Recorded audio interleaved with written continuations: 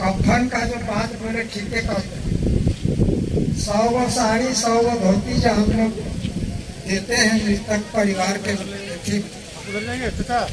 आजकल तो साड़ी को ना कोई पहनता है ना कोई कुछ करता है, सब फेंक देता है या बोले कि नदी में बहा देते हैं या फिर दुकान में चला जाता है। फिर अगर उतने अधिक और लिफाफे में अगर ठीक कहते हैं कि उस शोकाकुल परिवार को अगर कुछ लिफाफा बेच दिया जाए 50-100 रुपया का तो उसका 5,000-10,000 रुपया हो जाए, बहुत अच्छी बात है। हम लोग भी इसका अमल करते हैं। मंत्री जी आएंगे 5,000 का लिफाफा दे देंगे। फोटो के लिए याद रखिएगा 2024 में सबका फोटो खींच के ले गए। और कुछ मुर्गा उर्गा का चाहिए तो आप लेते रखते हैं, यही कहता है मंत्री लोग। तो इसको याद रखिएगा, वो 5,000 के बदले आपको कितना भरना पड़ रहा है। इसको तो खैर हम ही लोग अमल कर रहे हैं भैया। मेरे पीछे वो भी भाई रामगढ़ से आए हैं, अच्छा विचार लेके आए हैं। जिनके पास पैसे हैं वो तो बहुत आसानी से करके निकल जाते हैं, लेकिन जिनके पास पैसे नहीं उनको कर्जा करके करना पड़ता है। कोई जानवर बेचते हैं, कोई जमीन गिरवी रखते हैं, कोई रिश्तेदार से कर्जा लेते हैं, कोई सूद में ब्याज में पैसा लेते हैं। तो इस सब से बचने के लिए सही बात बताए हैं। बाकी इनका आने का तात्पर्य यही है, तभी सार्थक होगा इनका यहाँ आना जब इस विचार को हम लोग हर एक व्यक्ति तक पहुँचाएंगे, घर घर पहुँचाएंगे, तब जाके हमारे गांव में समाज में बदलाव आएगा। मैं सबसे पहले मृत्यु भोज पर महासंग्राम के तत्वाधान में जो भी आगंतुक सज्जन आए हैं, जो हम लोगों को इस तरह से जगाने का काम कर रहे हैं, इनको बहुत बहुत धन्यवाद और आभार। ये बहुत ही अच्छा विचार है और हम लोगों को चाहिए कि अमल करना चाहिए। अगर यदि इस तरह का विचार हम लोग अमल करते हैं तो हमारा समाज का निश्चित रूप से भला होगा, और कितना भला होगा इसका हम लोग आकलन नहीं कर सकते। और ये बात सामने जरूर आई कि इलेक्शन के समय हम लोग जो झंडा ढोने का काम करते हैं, हम लोग जागरूक हो जाएं तो एक अच्छा सरकार का निर्माण कर सकते हैं जो हमारे भलाई के लिए काम कर सके। इसलिए हमें जागरूक रहना है और हमेशा ये प्रयत्न करना है कि हमारा परिवार का, हमारा बच्चा का, हमारा समाज का भला किस तरह से हो, इस पर हमें विचार मंथन करते रहना चाहिए। गोला प्रखंड के पारताड़ गांव में हम मौजूद हैं।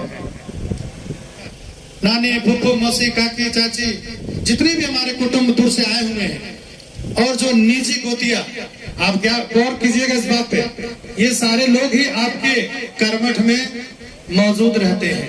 तो जो कर्मठ में मौजूद है सुबह 7 बजे, 8 बजे, 9 बजे से 2 बजे तक, उन्हीं को यह अधिकार है कि कर्मठ के बाद पहले ब्राह्मण भोजन, उसके बाद कुटुंब भोज और गोतिया का भोज, सेवा समाप्त। लेकिन उसके बाद जो 7 बजे से लेकर के 12 बजे रात तक जो पूरे गांव को जो ये जुलूस, ये हुजूम जो शुरू होती है, यही मृत्यु भोज है। ये मृत्यु भोज नहीं है, ये मृत्यु भोज है। साथियों, आज 1 से 1.5 लाख रुपए में आप अपने घर का मृत्यु भोज कर लेते हैं। ये तो अभी की बात है। जिस तरह से भ्रष्टाचार, जिस तरह से महंगाई और ये गंदी राजनीति पूरे गांव-गांव, शहर-शहर में हावी हो रही है, आने वाले वक्त में यही कार्यक्रम 2 से 3 लाख रुपए लगेंगे। तो आप कल्पना कीजिए कि आप अपने बच्चे को क्या परोस कर जा रहे हैं, आप अपने बच्चे को क्या सौंप कर जा रहे हैं। इस बात को समझना ही पड़ेगा कि आप इस पैसे को, अगर दुकान है, व्यापारी है, व्यापार में लगाएं, किसान है, खेत पे लगाएं, और इस पैसे से ही अपने छोटे छोटे बच्चों को परवरिश अच्छे तरीके से करें, अच्छे स्कूल में पढ़ाएं। क्योंकि आज एक आम आदमी अपने बच्चे को सही से अच्छी स्कूल में शिक्षा नहीं दे पा रहे हैं, अच्छे कपड़े नहीं दे पा रहे हैं, अच्छे संस्कार नहीं दे पा रहे हैं। इस बात को हमें समझना होगा। क्यों? क्योंकि बच्चे जब पढ़ेंगे तभी रोज नए नए इतिहास गढ़ेंगे। कि जो गलती आपने जाने अनजाने में किया, इसे आप एक पूरे सपने समझकर भूल जाए, लेकिन आगे आपको क्या करना है पूरे गांव को सोचना पड़ेगा। और खास करके जो आम लोग हैं, क्योंकि जो धनी लोग हैं इस बात को दरकिनार करेंगे, आपकी इस बात को नजरअंदाज करेंगे, क्योंकि वो कहीं से नहीं चाहते हैं कि आपका गांव का भला हो, आपका समाज का भला हो। क्योंकि ये परेशानी एक आम आदमी का है, एक दलित आदमी का है, एक गरीब आदमी का है। और हर मोहल्ले में, हर गांव में केवल 5 से 10% लोग पैसे वाले होते हैं, धनी लोग होते हैं। बाकी 90 से 95% लोग 100 रुपए के लिए मोहताज होते हैं। क्योंकि मैं आपको बता देना चाहता हूं, हम कोयरी खानदान से बिलोंग करते हैं और हमारा जितना भी रिलेशन है सब गांव में, केवल हमारा ही घर टाउन में। लेकिन जब हम अपने फूफू घर, मौसी घर जाते हैं तो भाई गांव की परिभाषा जैसे कहते हैं ना कि मछली के बच्चे को तैरना नहीं सिखाया जा सकता, तो टीसी बॉबी को यह नहीं बताया जा सकता है कि गांव की परिभाषा क्या है और किसान की परिभाषा क्या है। हम लोग माँ के पेट से ही कोड़ी कुदाल सब लेकर निकलते हैं। एक किसान ही किसान का दर्द समझता है, एक आम आदमी ही आम आदमी का दर्द समझता है। इसीलिए हम आज आपके गांव आए हैं और एक एक गांव में जाना हमारा मकसद है। नहीं तो कहीं भी जहाँ पर बड़े पैमाने पर भीड़ है वहां भी सभा करके हम चेहरा चमका करके निकल सकते थे। लोग कहते हैं हाँ टीसी बॉबी क्या बात है, बहुत अच्छा विचार है आपका, लेकिन हम समाज में बदलाव नहीं ला सकते। केवल हमारी पब्लिसिटी हो सकती है, समाज नहीं बदल सकता है। इसलिए समाज को बदलने के लिए एक गांव जाने का हमारा संकल्प है। साथियों, गीता के अनुसार हमारे भगवान श्री कृष्ण साफ साफ शब्दों में कहा है कि हे अर्जुन, कि जो परिवार शोक में डूबा है, जो परिवार शोक में डूबा है, उस घर से खाना तो क्या, एक गिलास पानी भी पीना व्यर्थ है। आप कल्पना कीजिए कि आपका साथी का, आपका दोस्त का अगर कोई मोबाइल गुम हो जाए तो आप क्या कहेंगे कि हमें 10 रुपए गुपचुप खिलाओ? क्या कहेंगे आप? हमारा बढ़िया होटल में खाना खिलाओ तो नहीं आज।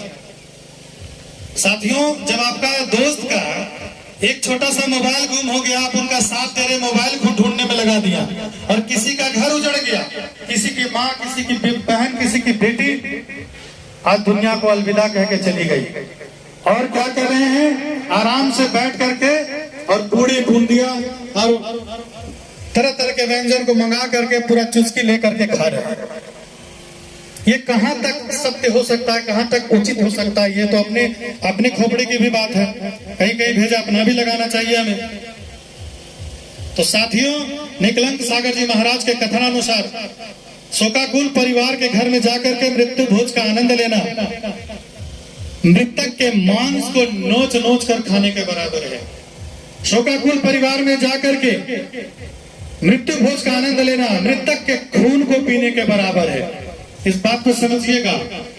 इसलिए आज आपका एक संकल्प होना चाहिए कि आज के बाद हम किसी के घर मृत्यु भोज के नाम पर ना जाएंगे, ना बुलाएंगे, ना खाएंगे और ना खिलाएंगे। ये संकल्प आपका होना चाहिए। और हमारा संकल्प है एक जिला एक नियम। आज आपका संकल्प होना चाहिए एक गांव एक नियम।